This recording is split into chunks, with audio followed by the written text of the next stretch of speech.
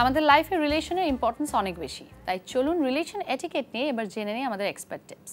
সম্পর্কে ভুল বোঝাবুঝি এড়িয়ে চলার জন্য কি করণীয়?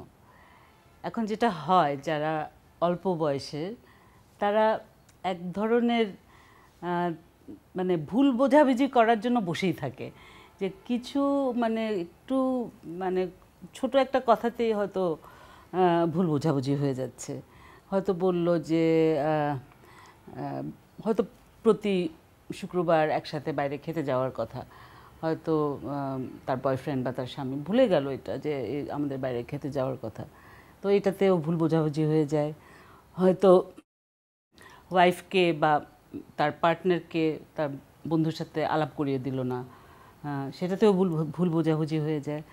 তো এখন কথা হচ্ছে যে কিছুটা ভুল বোঝাবুঝি হবে, সেটাই হচ্ছে সম্পর্কের মিষ্টতা। মানে একটা হয় না যে একটু ঝগড়া না হলে তাহলে তো আর মানে কাছে আসার আনন্দটা ওরকমভাবে থাকে না। সো আমি বলবো যে একটু ভুল বোঝাবুঝি হবেই, সেটাকে একদম মানে সবসময় সেটা নিয়ে সতর্ক থাকাটা খুব জরুরি আমি মনে করি না।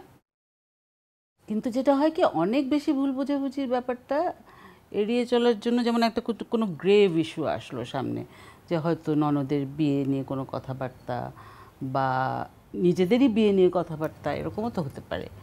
তখন হয়তো এমন একটা কথা বলল ছেলেটা বা মেয়েটা বলল যে আমার মতে যে যেটা একেবারেই হয়তো হবু শাশুড়ির মতের সাথে মিলছে না।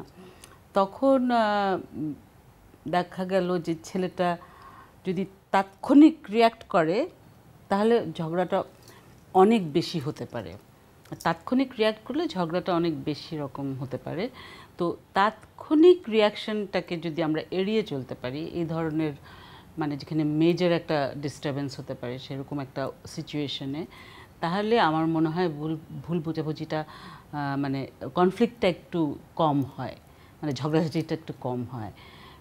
একটু হয়তো কিছুদিন নিয়ে, কিছু ঘন্টা সময় নিয়ে অন্যরকমভাবে বলা, কারণ ওই যে একটা কথা বলে ফেলেছে একজন, কমেন্ট, অন্যজনের রাগ উঠে গেছে, সাথে সাথে ওই রাগ মানে সেই রাগান্বিত অবস্থায় সে একটা কিছু বলতে চাচ্ছে, তাহলে একটা ঝগড়া লেগে যাওয়ার সম্ভাবনা থাকে।